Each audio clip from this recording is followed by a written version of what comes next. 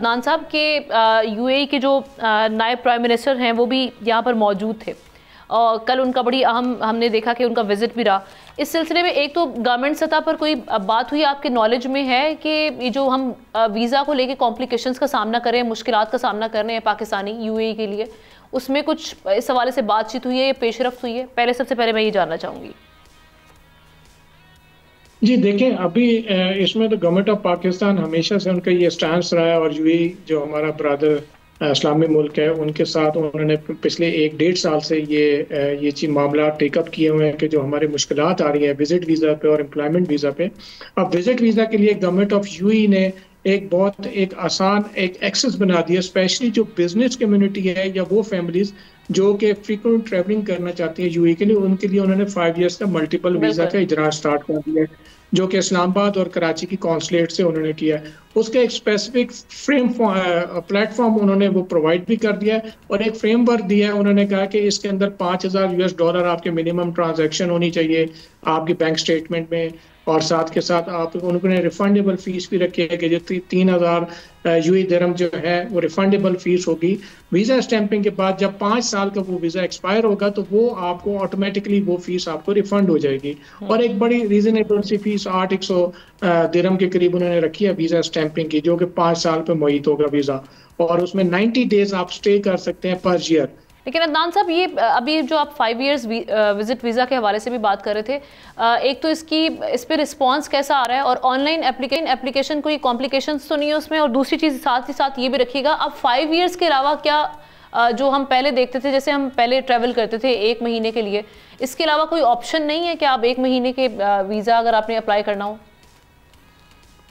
नहीं, देखिए 5 इयर्स के अंदर अभी ऐसा कोई कॉम्प्लिकेशंस नहीं है। जो उन्होंने बैंक स्टेटमेंट्स और इंश्योरेंस, ट्रैवल हिस्ट्री, और साथ के साथ उन्होंने बताया यूएई गवर्नमेंट ने कि आप कहाँ पे रहेंगे, होटल्स बुकिंग और एयरलाइन की रिटर्न टिकट, तो मैं नहीं समझता कि ये कोई ऐसा कॉम्प्लिकेशन है। जो ट्रैवलर है पाकिस्तान से वहाँ जा रहा है उसको इन सारी चीज़ों का इदराक है, उनको पता है कि हमने कहाँ पे रहना है, वो प्रूफ्स उसने प्रोवाइड करने हैं कॉन्सुलेट्स के अंदर विद फीस। तो वो मैं समझता हूँ कि वो 10 से 12 दिन के अंदर उनकी वेरिफिकेशन के साथ वो वीज़ा स्टैंपिंग यूएई गवर्नमेंट की कॉन्सुलेट्स वगैरह करके दे रही हैं। हाँ, इसके अंदर इफेक्ट ये थोड़ा सा हो रहा है कि हमारे जो पहले जो हम वेंडर्स के थ्रू वीज़ा पे लोग जाते थे, जो कि 1 दिन में वीज़ा मिल जाता था, अब उसका थोड़ा सा टाइम फ्रेम थोड़ा बढ़ गया, लेकिन साथ के साथ वो टाइम फ्रेम के साथ बढ़ने के साथ वो 5 साल के वीज़े पे मुहैया हो जाएगा। तो हमारा ट्रैवलर किसी भी टाइम पे वो वीज़ा लेने के बाद 5 साल के अंदर फी भी ज्यादा ना, फिर अक्सर लोग जो ऐसे हैं जो सिर्फ एक बार साल में विजिट करना चाह रहे हैं, या उनको पता ही नहीं है कि उन्होंने इस साल अगले साल उन्हें विजिट करना है या नहीं करना, तो उनके लिए ये फिर 5 साल वाला वीज़ा, विजिट फ़ी और ये सब चीज़ें मामला, ये तो उनके लिए मुश्किलात हैं फिर। जी, ये उनके लिए है, और मैं समझता हूँ कि वो भी यूएई गवर्नमेंट और पाकिस्तान गवर्नमेंट बैठ के उसका भी सोल्यूशन निकल आएगा। और ट्रैवलिंग के अंदर इंशाल्लाह ताला जो टूरिज्म है, मेन चंक है हमारा गल्फ स्टेट्स के अंदर, यूएई का सेक्टर बहुत ज़्यादा इंपॉर्टेंट है। हमारी बिजनेस कम्युनिटी और जो शॉर्ट टर्म विजिट्स वाले हैं, तो उनके लिए भी ये 5 ईयर मल्टीपल वीज़ा तो बहुत अहम है और बहुत अच्छा इकदाम है यूएई गवर्नमेंट की तरफ से। आप साथ के साथ जो 1 मंथ वाला है, जो कि साल में एक दफ़ा विजिट करते हैं, उसका भी इंशाल्लाह ताला फ्रेमवर्क बन रहा है, और मैं समझता हूँ कि आने वाले टाइम में यानी आप कह रहे हैं काम हो रहा है, और जो कॉन्फिडेंस है यूएई गवर्नमेंट का पाकिस्तानियों पर या पाकिस्तानी हुकूमत को लेके, उसको रिस्टोर अभी करने की ज़रूरत है। इस वक्त उसको रिस्टोर किया जा रहा है, कोशिशें हो रही हैं गवर्नमेंट लेवल पे। जी, आप एम्प्लॉयमेंट वीज़े की बात करें? जी, मैं ओवरऑल बात कर रही हूँ इस वक्त जो वीज़ास की सिचुएशन है।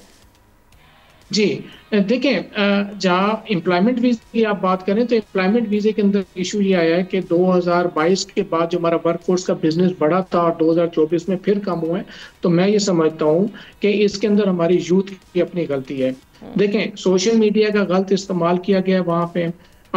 और साथ के साथ हमारी यूथ ने, अब देखिए तो थोड़ी सी यहाँ पे इकोनॉमिक कंडीशन, हमारी इन्फ्लेशन फिगर बढ़ा था, हमारी यूथ उस टाइम पे यहाँ से विजिट वीज़ा पे वहाँ पे गई और वहाँ पे जाके उन्होंने जॉब सर्च आउट करनी स्टार्ट की। वो इतनी ज़्यादा हमारी बल्क जो है वो यूएई जाके उन्होंने स्टे किया, और साथ के साथ मोस्टली हमारी 70% वर्कफोर्स को वहाँ पे विजिट टू एम्प्लॉयमेंट वीज़े में शिफ्ट हुआ, और जो नहीं हुए उन्होंने जाके इलीगल एक्टिविटीज में भी इन्वॉल्व हुए हैं, सोशल मीडिया का गलत इस्तेमाल भी किया है। और मैं समझता हूँ कोई भी गवर्नमेंट जो है अपने मुल्क के अंदर इस चीज को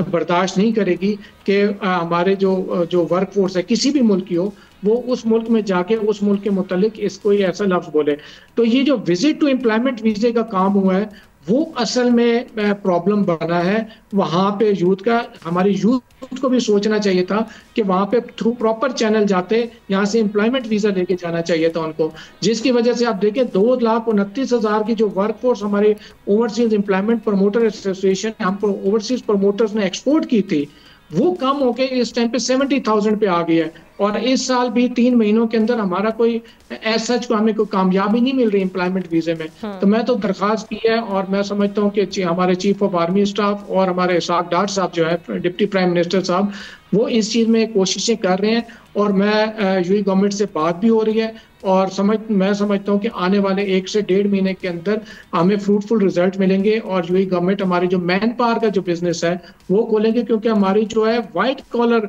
जो हमारी जो जॉब्स हैं और हमारी जो यूथ है वो बहुत प्रेफरेंस देती है यूएई के सेक्टर में, क्योंकि वहां पे इंटरनेशनल और मल्टीनेशनल कंपनीज के हेड ऑफिस बहुत ज्यादा है। तो हमारे जो पढ़ी लिखी हाईली स्किल्ड प्रोफेशनल यूथ है वो जाना प्रेफरेंस भी देती है यूएई के लिए।